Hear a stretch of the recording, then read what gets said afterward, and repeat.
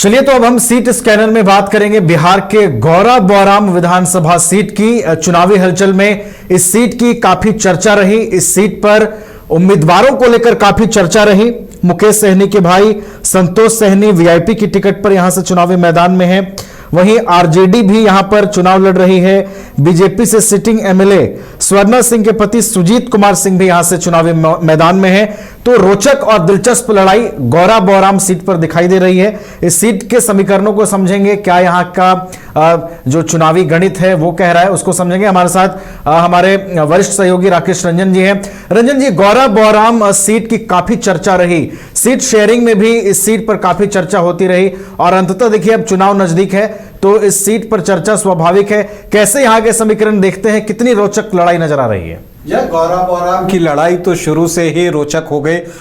यहाँ पर जो टिकट बंटवारे से ये शुरू हुआ वो अब तक चल रहा है। यहाँ से आरजेडी ने अफजल अली खान को जो है अपना सिंबल दिया। पिछले बार भी अफजल अली खान जो हैं वो गौरा बौराम से जो है वो चुनाव आरजेडी के टिकट पर लड़ चुके हैं, लेकिन फिर बाद में सीट शेयरिंग में ये सीट वीआईपी को गई और जब ये सीट वीआईपी को गई तो आरजेडी ने अपने प्रत्याशी अफजल अली खान से कहा कि आप जो हैं अपना सिंबल लौटा दीजिए, नाम वापस ले लीजिए, लेकिन उन्होंने साफ मना कर दिया। उन्होंने कहा कि वो चुनाव लड़ेंगे और उन्होंने सिंबल भी नहीं लौटाया। हालांकि जो जानकारी है उसके अनुसार लालू प्रसाद यादव ने चुनाव आयोग को भी ये लिखा कि इनको अयोग्य ठहराया जाए, लेकिन आयोग जो है उसको नहीं माना और अभी स्थिति ये है कि अफजल अली खान लालटेन के निशान पर यहां चुनाव लड़ रहे हैं और वीआईपी से जो है यहां पर मुकेश सहनी के भाई संतोष सहनी उम्मीदवार हैं। हालांकि इस दिशा में जो एक डेवलपमेंट हुआ वो तब हुआ जबकि तेजस्वी यादव और मुकेश सहनी की सभा जब गौरा बौराम में लगी तो वहां पर जो तेजस्वी यादव हैं उन्होंने संतोष सहनी के गले में जीत की माला पहनाई और उनको विजय होने का आशीर्वाद दिया। मुकेश सहनी ने यहां तक कहा कि मैं अपने छोटे भाई अफजल अली खान से आग्रह करूंगा कि वो जो हैं संतोष सहनी का समर्थन करें, उनका सहयोग करें और अगर हमारी सरकार बनती है तो उनको एमएलसी बनाया जाएगा। लेकिन इतने के बाद भी जो टेक्निकली अभी स्थिति है वो यही है कि वीआईपी से संतोष सहनी उम्मीदवार हैं और आरजेडी के लालटेन के निशान पर जो है अफजल अली खान चुनाव लड़ रहे हैं। तो ये मुझे लगता है कि चुनावी इतिहास में भी एक दिलचस्प घटना होगी जब आप देखते हैं कि अपनी ही पार्टी के उम्मीदवार को वोट न देने की बात कही गई हो कि आप लालटेन पर वोट न दें। तेजस्वी यादव ये कह रहे हैं कि आप यहां पर संतोष सहनी का समर्थन करें। तो ये एक दिलचस्प स्थिति गौरा बौराम में बनते हुए दिखी। लेकिन इतने के बाद मुकाबला कैसा है, चूंकि महत्वपूर्ण तो ये है, ये सारी चीजें हो गई चुनाव से पहले की बातें, लेकिन अब जो है जब मतदान होगा तो क्या होगा और उसमें कौन आगे निकल सकता है, कौन पीछे जा सकता है, अब हम उसकी समीक्षा करते हैं, समीकरणों को देखते हैं। तो देखिए यहां से स्वर्णा सिंह पिछली बार वीआईपी के टिकट पर चुनाव जीती थी, लेकिन बाद में जब वीआईपी के विधायक जो हैं वो बीजेपी में शामिल हुए तो स्वर्णा सिंह भी बीजेपी में शामिल हो गई। तो टेक्निकली वो बीजेपी की ही विधायक रही। वैसे भी जो उनका पास्ट है, बैकग्राउंड देखिएगा तो उनकी जो फैमिली है वो बीजेपी के साथ ही जुड़ी रही थी। तो स्वर्णा सिंह इस बार चुनाव नहीं लड़ रही हैं और उनकी जगह उनके पति सुजीत कुमार सिंह जो है वो यहां से चुनाव लड़ रहे हैं। वो आपको रिटायर्ड आईआरएस हैं, तो वो यहां से चुनाव लड़ते हुए आपको दिखेंगे। यहां पर मुस्लिम वोटर्स की संख्या अच्छी है। अब अफजल अली खान लालटेन के निशान पर हैं। भले ही तेजस्वी यादव ने कहा कि सारे लोग संतोष सहनी, महागठबंधन के उम्मीदवार संतोष सहनी हैं और अख्तर शहनशाह एआईएमआईएम के प्रत्याशी भी यहां चुनावी मैदान में उतर गए हैं। तो असदुद्दीन ओवैसी की भी एंट्री जो है गौरा बौराम में हो गई है और जनसुराज ने जो प्रत्याशी दिया है वो है डॉक्टर मोहम्मद इफ्तिकार आलम।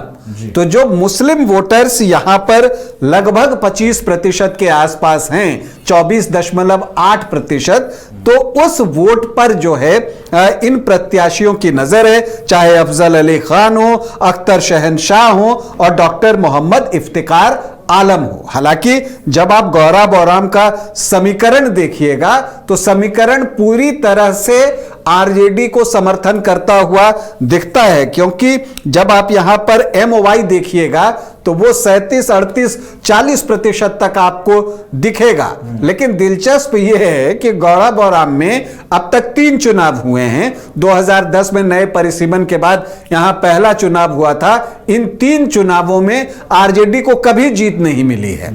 यहां पर जेडीयू 2 बार जीतने में सफल रहा।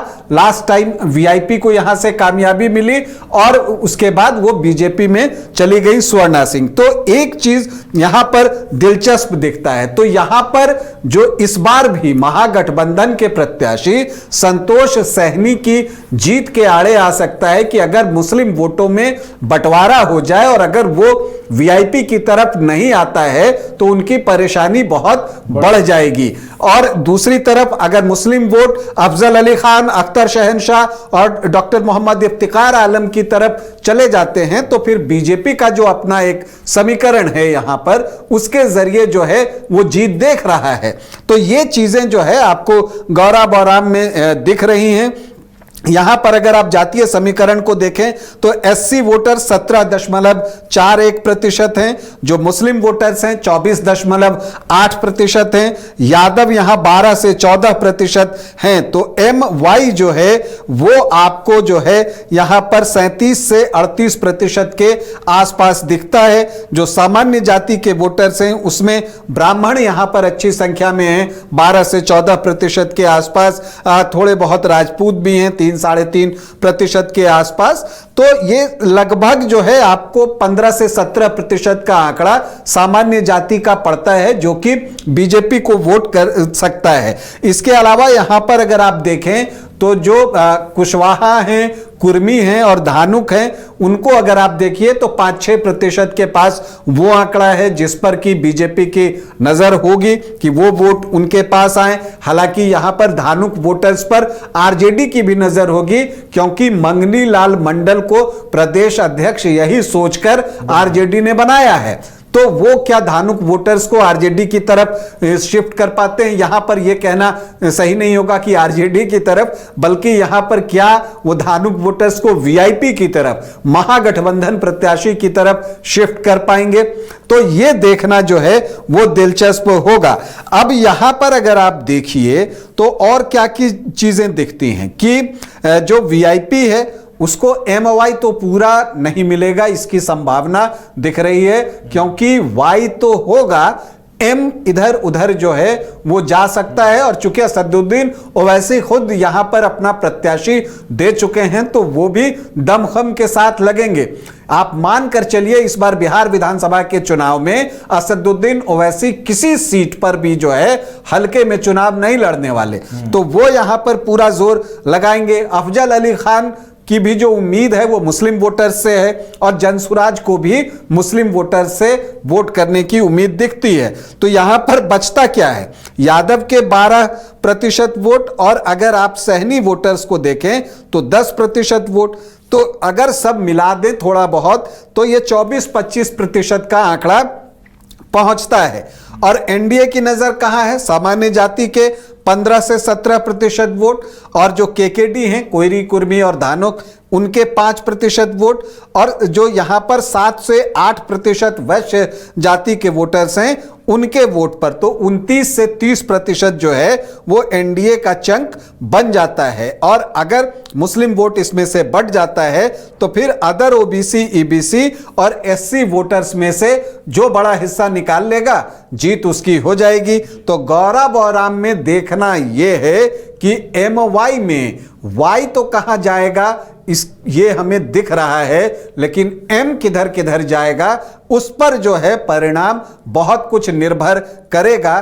तो यहां पर अगर आप देखें तो फिलहाल समीकरण के लिहाज से बीजेपी प्रत्याशी सुजीत कुमार सिंह जो है उनको स्लाइट एज दिख रहा है, लेकिन अगर मुस्लिम वोटों में बंटवारा नहीं हुआ, वो महागठबंधन प्रत्याशी की तरफ आ गया, तब फिर जो है पलड़ा संतोष सहनी का भारी हो जाएगा। तो एक दिलचस्प मुकाबला गौरा बौराम में। और देखिए, गौरा बौराम की सीट इसलिए भी महत्वपूर्ण है क्योंकि मुकेश सहनी की होम कंस्टिट्यूएंसी है ये, तो अपने घर में वो जीत से कम कुछ भी नहीं चाहेंगे। लेकिन यहां पर बीजेपी का इरादा जो है एक बार फिर से कमल खिलाने का है। चलिए, तो जबरदस्त इस बार टक्कर दिखाई देगी गौरा बौराम सीट पर। मुकेश सहनी का ये जरूर इसे आप घर की लड़ाई कह सकते हैं, होम सीट उनका है जहां से उनके भाई चुनावी मैदान में है। तो एक दिलचस्प लड़ाई गौरा बौराम सीट पर नजर आएगी।